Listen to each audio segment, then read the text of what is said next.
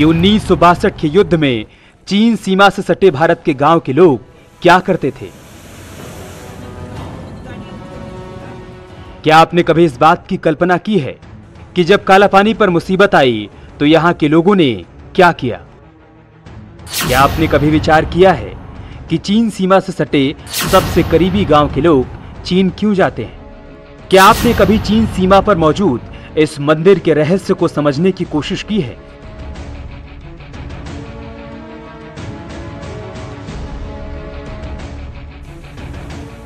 ये झरने, जल स्रोत, शिवकुंड और व्यास वैली में मौजूद लोगों की जिंदगी समझने का कभी प्रयास किया है आपने? ओम पर्वत का रहस्य भी बहुत कम लोग जानते होंगे। करीब 6200 मीटर की ऊंचाई वाले इस पर्वत को आखिर ओम पर्वत क्यों कहा जाता है?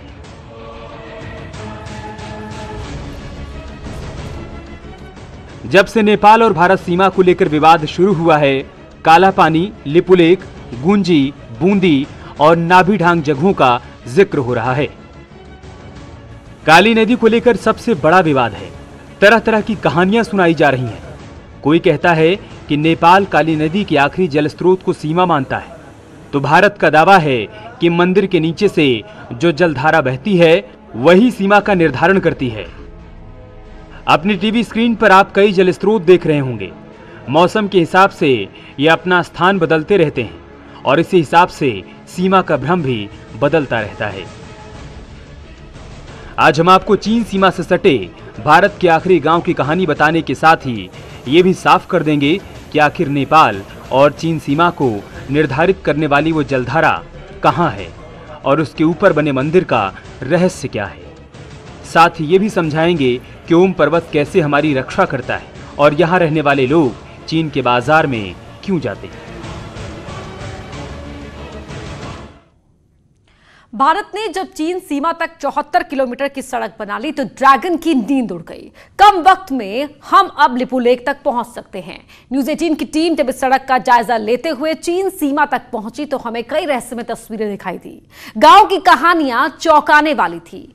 ओम पर्वत हमारी सुरक्षा में खड़ा मिला। आज हम आपको सबसे पहले उस गांव को दिखाएंगे जहां रहने वाले लोगों ने 1962 में चीन के खिलाफ मोर्चा संभाल लिया था, लेकिन अब चीन के बाजार से उनका गहरा नाता है।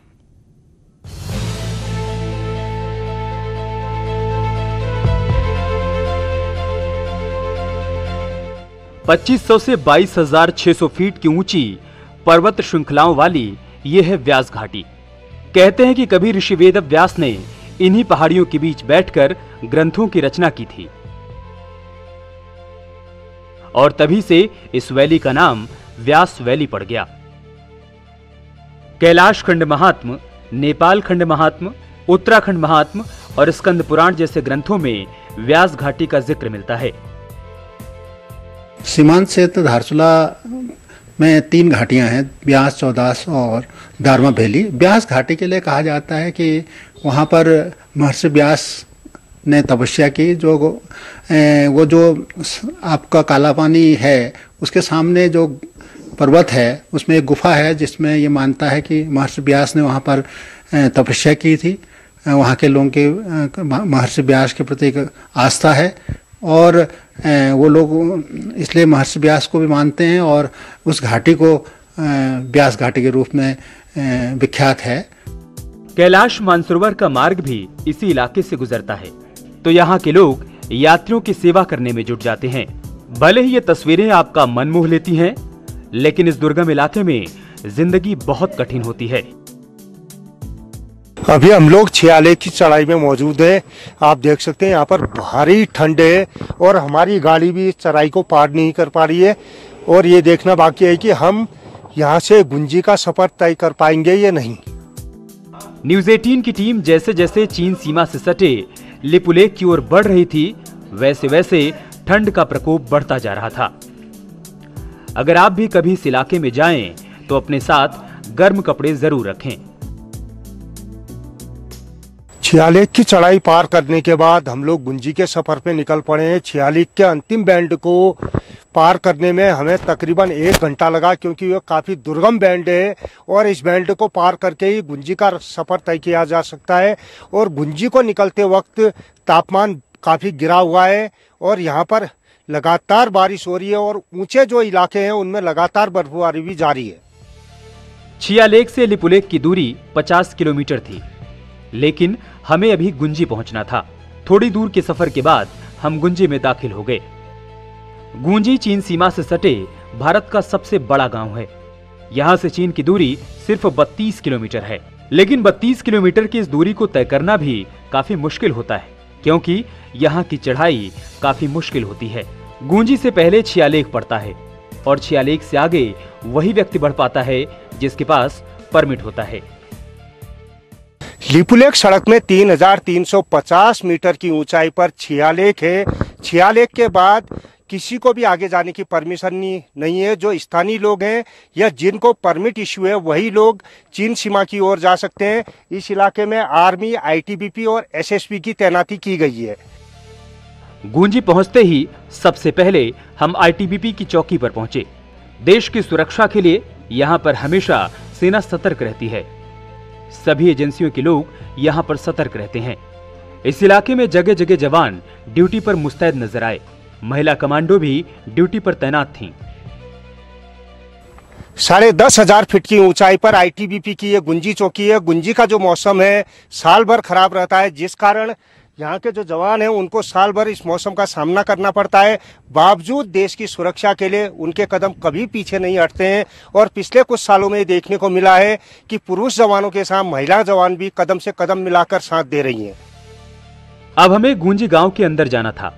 बताया जाता है कि जब भारत चीन के बीच 1962 में युद्ध हुआ तो यहाँ के लोग अपने घोड़े और खच्चरों के जरिए भारतीय सेना की न सिर्फ मदद कर रहे थे, बल्कि चीनी सेना से भिड़ भी गए। एक तरह से फ्रंट पर आज भी यही लोग होते हैं। यहाँ के लोग आज भी वो कहानी याद कर गौरवान्वित होते हैं। देश की सुरक्षा के लिए हमेशा तैयार रहते हैं। हम यहाँ के देश के प्रहरी है कि सन 62 में जब चीन के साथ वार हुआ तो हमारे गांव के लोगों ने अपने जुब्बू, याक, घोड़े, खिच्चर, बकरी, जिन गरीबों के पास जानवर नहीं था, अपने पीठ में गोली बारूद करके देश को बचाया, उसका ऐसा रक्षा किया। हम जो है देश प्रेमी लोग है, इस टाइप का है। महर्षि वेद व्यास की तपस्थली हिमालय की इस घाटी में 7 गांव बसे हैं।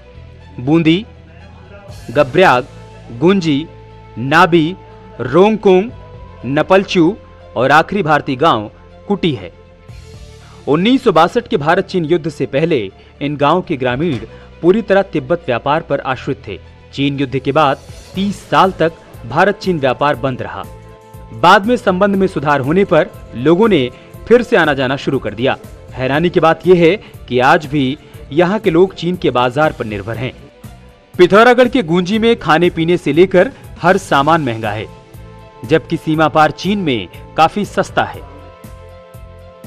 उदाहरण के तौर पर आपको बताएं तो चीन सीमा से सटे भारतीय गांव के लोग सीमेंट की एक बोरी अपने बाजार में 2,500 रुपए में खरीदते हैं, तो वहीं सीमेंट चीन के बाजार में 1,000 रुपए में मिल जाती है। चावल, दाल, तेल और बहुत कुछ वहां सस्ता मिलता है। इसलिए गुंजी और व्यास घाटी में बसे गांव के लोग चीन के बाजार से सामान लाते हैं। गुंजी हिमालय क्षेत्र का बड़ा गांव है। इंडो चाइना ट्रेड यहीं से होता है। यहाँ के लोग भारतीय बाजार से दूर हैं, लेकिन चीन के मार्केट में पहुंचना आसान है। गुंजी से चीन सिर्फ 32 किलोमीटर की दूरी पर है और चढ़ाई भी बहुत खतरनाक नहीं है। यहाँ के लोग ठंड में 6 महीने के लिए निचले इलाकों में चले जाते हैं, तो गर्मी में अपने घरों में वापस लौट आते हैं। लेकिन अब लिपुलेख रोड तैयार हो जाने से यहाँ के लोगों की जिंदगी बदल रही है। सरकार भी अब आसानी से यहाँ के गांव तक सामान पहुंचा रही है। पिथौरागढ़ के गुंजी से न्यूज़ 18 के लिए विजयवर्धन उप्रेती की।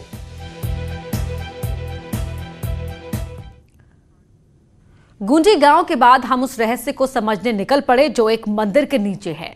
2 देशों के बीच एक कुंड का रहस्य सबको अपनी ओर खींचता है। कहते हैं कि भारत नेपाल के बीच मंदिर रेखा ही सच है।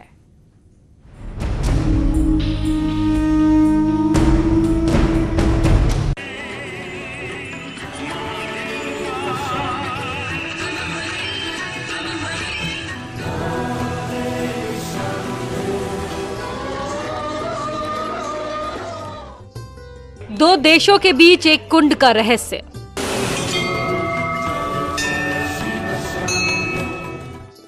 भारत नेपाल के बीच मंदिर रेखा।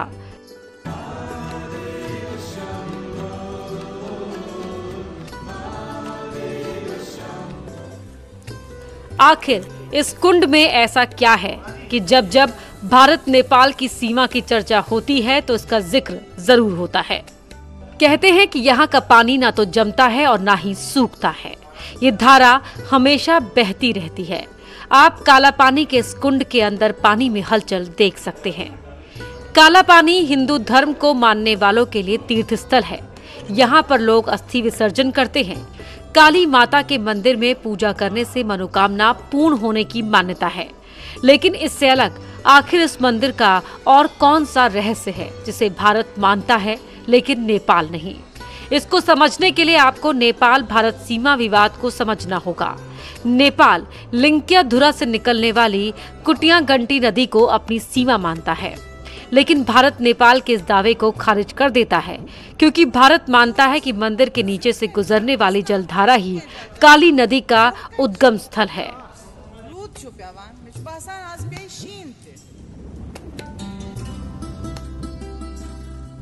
तो हमारी महाकाली का उद्गम क्षेत्र काली नदी, यह मंदिर से निकलते हुए यह जो लिपुधुरा के अनेक जलधाराओं से बनती हुई नदी, जो लिपुधुरा से पानी नदी आती है, यही संगम क्षेत्र, ये संगम का क्षेत्र है।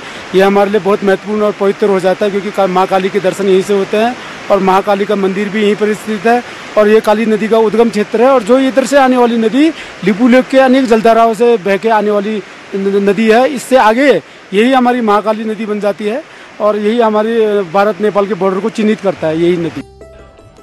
नृप सिंह गर्ब्याल जिस ब्रिज पर खड़ा होकर न्यूज़ 18 से बात कर रहे हैं, यहाँ से काली नदी शुरू होती है। इनके दाईं ओर से जो जलधारा आ रही है वो मंदिर के नीचे से आती है। भारत इसी जलधारा को काली नदी मानता है, लेकिन नेपाल पानी के इस बड़े स्रोत के उद्गम स्थल को अपनी सीमा मानता है। हमारी जो ये माँ काली का मंदिर है, जो काला पानी में है, जो मेन जो वहाँ पे माँ काली का मंदिर है, उसके बगल में अगर आप देखेंगे तो वहाँ पे कुंड बना हुआ है, जो मेन यहाँ पे नदी का जो मेन उद्गम है उसी को माना जाता है। ये कुंड हमेशा पानी से भरा रहता है, ये कभी जमता नहीं है और इसमें हमेशा पानी चला रहता है सर।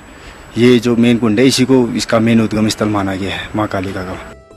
यानी तस्वीरों में जिस कुंड को आप देख रहे हैं, यही वो जगह है जो भारत के मुताबिक चीन और हिंदुस्तान की सीमा अलग हो जाती है। भारत काला पानी की इस धारा को ही सीमा रेखा मानता है।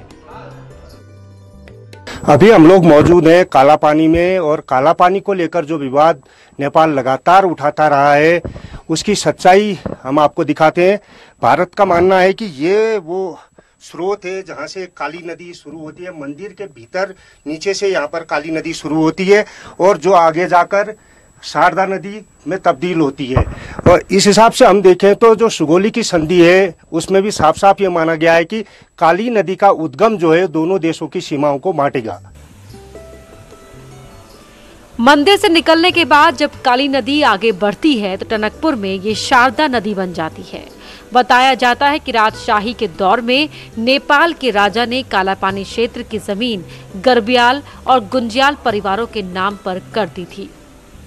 यहाँ पर हमारे ग्राम गर्ब्यांग के लोगों के काश्तकारों की भी ज़मीन है और जो है हमारी एसएसबी और आईटीबीपी अन्य विभिन्न विभागों के जो है कैंप बने हुए हैं और यहाँ पर कैंप काला पानी के नाम से जो है हमारे बंदोबस्त खतौनी 1960-62 जो हमारा बंदोबस्त हुआ था, तो उसमें जो है ये कैंप काला पानी के नाम से दर्ज है। यहाँ पर जो है 1955 में एसपीएफ वहाँ पर रहती थी। हमारी आदिकाल से हमारे पूर्वजों ने जो हमारी थाती रही है, नाभिढांग और काला पानी में हमारी खेती पाती की ज़मीनें हैं जो आज तक हमारे खाता खतौनी में दर्ज है और हमारे फोर्स आईटीबीपी वगैरह बैठी है, तो वो हमको आज वो मुआवजा देकर ही उन्होंने अपना निर्माण किया है। आज हम लोगों को बड़ा दुख होता है कि हमारे इस सीमांत क्षेत्र को नेपाल अपना बता रही है। काला पानी से लिपुलेख की दूरी लगभग 15 किलोमीटर है। यहाँ विशाल दर्रे और पहाड़ियाँ हैं। भारत ने लिपुलेख तक सड़क बना ली है। लिपुलेख ही वो जगह है जहाँ पर भारत, नेपाल और चीन की सीमाएं मिलती हैं।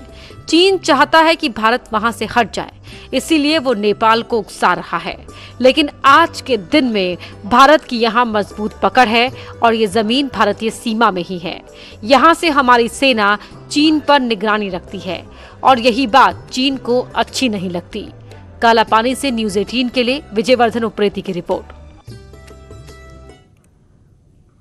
कालापानी से थोड़ी दूर आगे चलने पर नाभी ढांग आता है और लिपुलेख से 5 किलोमीटर पहले नाभी ढांग है, जहां पर ओम पर्वत है। कई लोग जानते हैं कि इस पर्वत से शिव की कोई कहानी जुड़ी होगी, इसीलिए इसे ओम पर्वत कहा जाता होगा, लेकिन रहस्य कुछ और भी है।